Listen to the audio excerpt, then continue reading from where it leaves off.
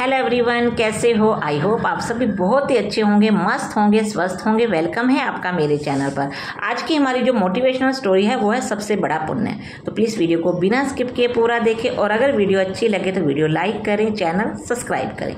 एक बार एक राजा था जो कि बहुत ही बड़ा प्रजापालक था।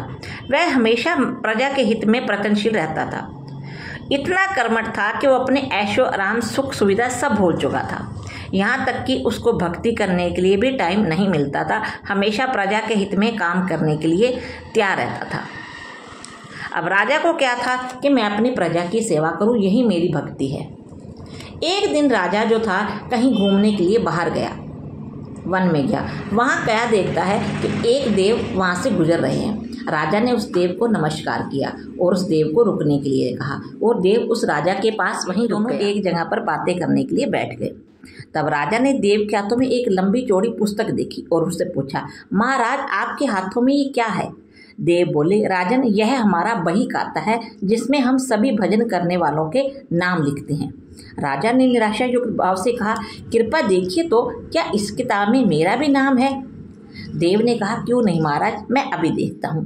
देव उस पुस्तक को देखने लगा। पुस्तक का हर एक पन्ना छांट मारा पर उस राजा का नाम कहीं नहीं था। अब वो निराश हो गया, चिंता करने लगा।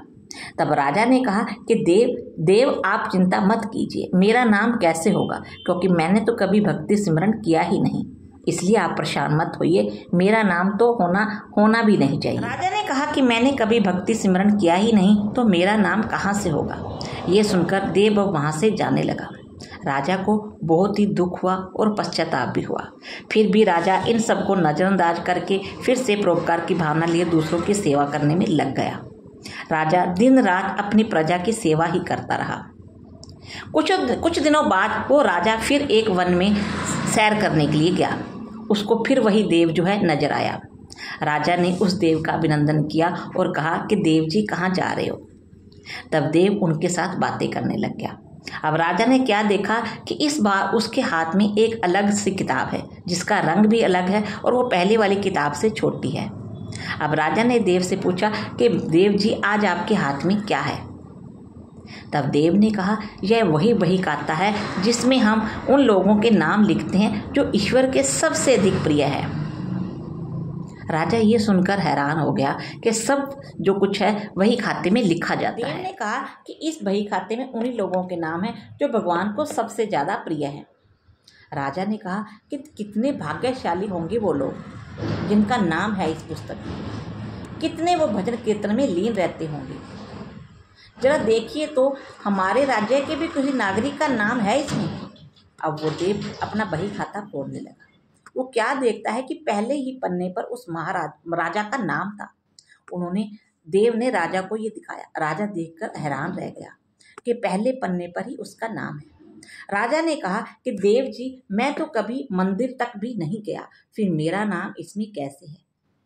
तब देव ने कहा, आप हमेशा परोपकार की भावना से काम करते हो और परोपकार करना सबसे बड़ा पुण्य है। इसमें आश्चर्य की क्या बात है? जो लोग निष्काम होकर संसार की सेवा करते हैं, जो लोग संसार के उपकार में अपना जीवन अर्पण करते हैं, जो लोग मुक्ति का लोक भी त्याग कर प्रभु के निर्बल संतानों की सहायता करते हैं, उन त्यागी महापुरुषों का भजन स्वयं ईश्वर करते हैं। इसलिए आप मत पछताइए कि आप पाठ पूजा नहीं करते, आप मंदिर नहीं जाते।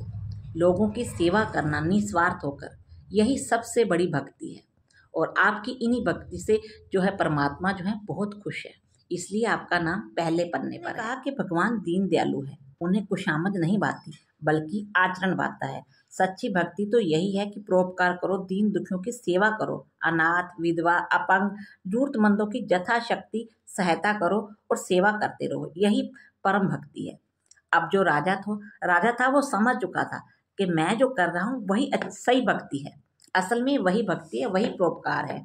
तो इस कहानी से हमें यही शिक्षा मिलती है कि हमें निस्वार्थ भाव से हमेशा लोगों की सेवा करनी चाहिए और परमात्मा भी हमेशा उनका साथ देती है। आई होप मेरी आज की स्टोरी आपको अच्छी लगी होगी। अगर स्टोरी अच्छी लगी है तो प्लीज़ वीडियो लाइक करें, चैनल सब्सक्राइब करें और अपना प्यार और सपोर्ट इसी तरह बनाए रखें। So thank you so much.